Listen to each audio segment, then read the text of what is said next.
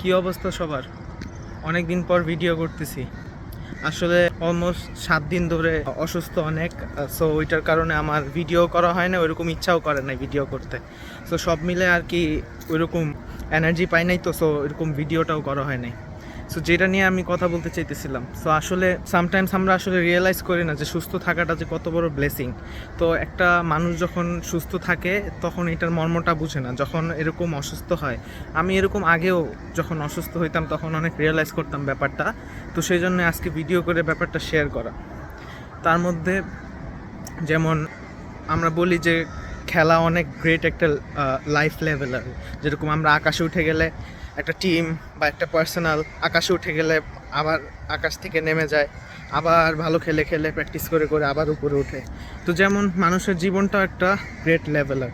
আল্লাহ আমাদেরকে হাম্বল করে দেয় একটা সময় পর, যখন আমরা বেশি উঠতে থাকি বা নিজের প্রতি বেশি কনফিডেন্ট থাকি, বা আছে না যে একটা সেলফ ইগো বা একটা সেলফ কনফিডেন্স থাকে সব কিছু নিয়ে, তখনই মানুষ মোস্টলি বেখেয়ালির কারণে অসুস্থতা হয় বিভিন্ন ধরনের কারণে। সো আমার এরকম একটা সিকনেস চলে আসে। সো আমার এরপর অলমোস্ট 1 সপ্তাহ রেস্টটা নিতে হয়। সো কি আর করার।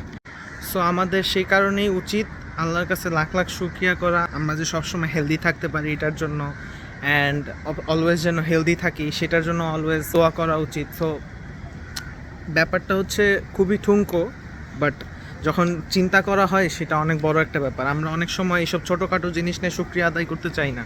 এটাই শেয়ার করা ছিল। হোপফুলি আমার কথাগুলো ভালো লাগছে। যদি অ্যাগ্রি করে থাকো লাইক দাও, কমেন্ট করতে পারো তোমাদের মতামত, and please follow me for more contents. Till then, take care.